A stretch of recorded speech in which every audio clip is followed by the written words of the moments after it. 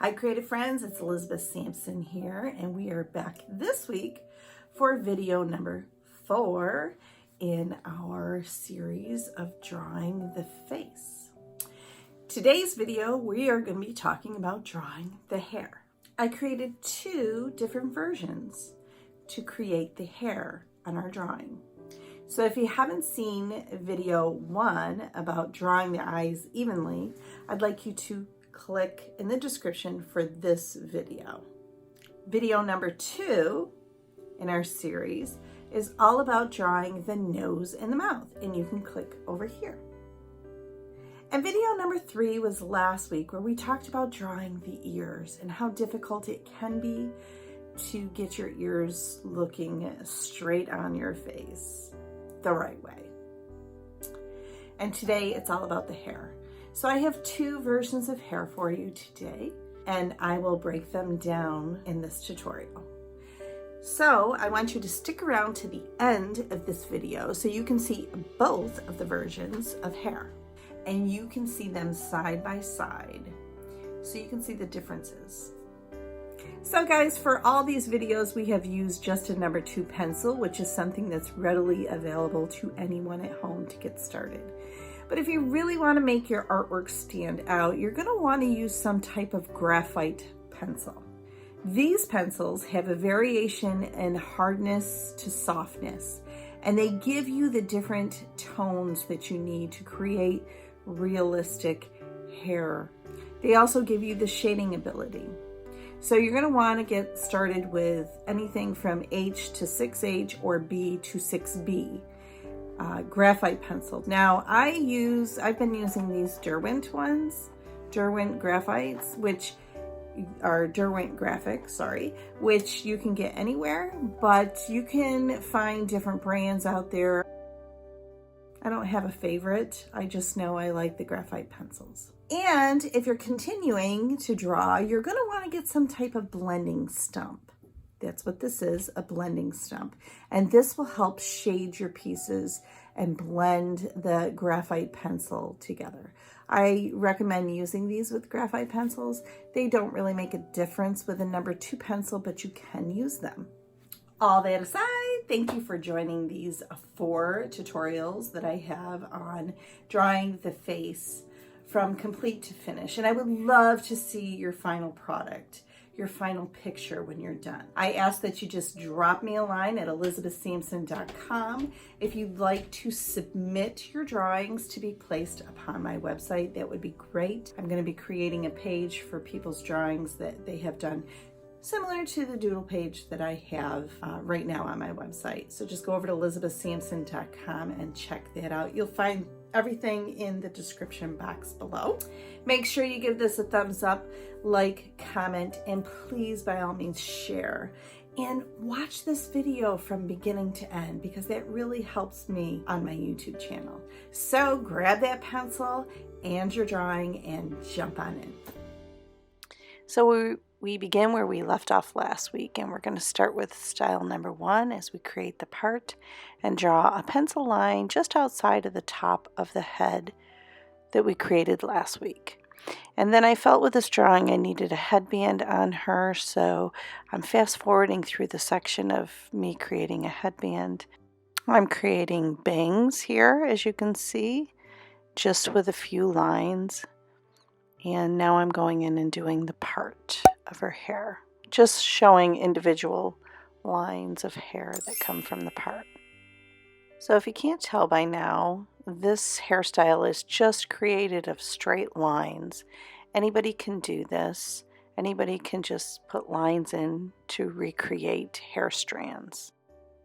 So you'll see I use variations of thicknesses, darkness and light. I'm just penciling in her neck here to show the hair strands colors, the colors of the hair strand.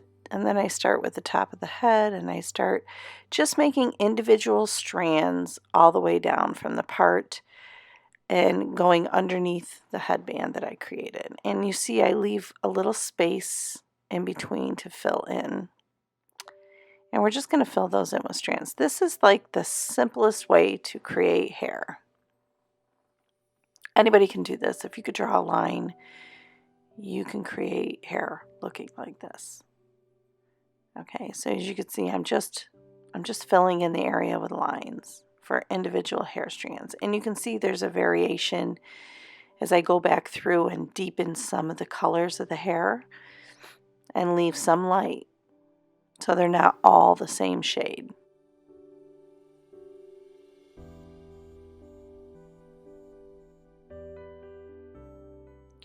And then I fix my headband a little bit. You'll see I work through that through this whole video, but I try to speed up through those sections. And I'm just erasing the hair strands that kind of went over the headband, and I'm just creating so the headband's sitting on top of the hair. And just darken up your strands on the way through. Now when you use different graphite pencils, you can make this you can use the hardness and the softness factors, and use your blending stump, which will help you create the variations in shade.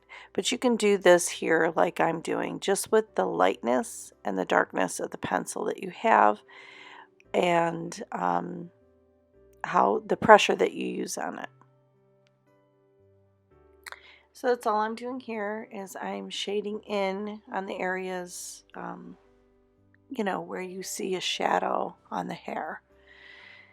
If you can tell, like underneath the headband you would see a shadow, in the part you'd see a shadow, and then I go through and I just put lines. Guys, this is so easy. Anybody can do this.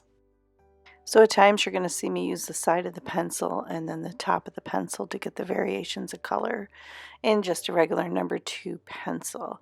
Just remember to keep the variations in color, because that's going to make it look a little bit more realistic than it would be all just colored in with one color.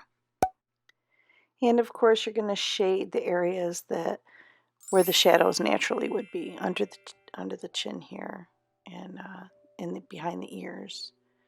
So just keep that in mind, and you can use the side of the pencil like I'm doing here to make a few darker strands throughout the hair. And you're just going to give that variation so it looks like real hair. So this completes hairstyle number 1. And we will be going off to hairstyle number 2. So I took the liberty of erasing everything, which was difficult, if I do say, but we're starting off with hairstyle number 2, and we're going to do along the similar lines, but now we're going to do sections of hair. So as you can see, I kept the headband, and now I'm just creating large sections of hair, and I'm drawing the lines for that. And the reason for that is you're going to fill in each individual section.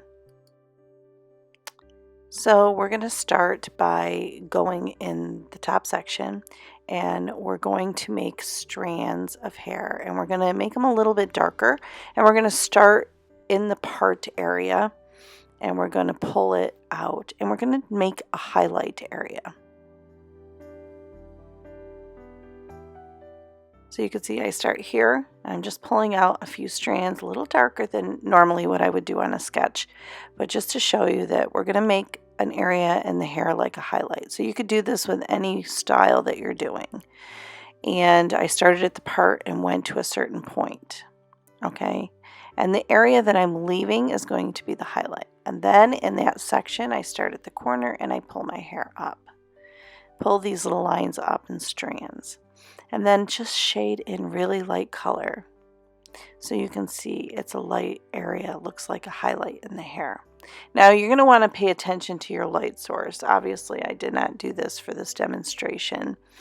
But if you're doing a realistic picture, you're going to want to pay attention to where your light source is so that you can place your highlights in the correct area of the drawing.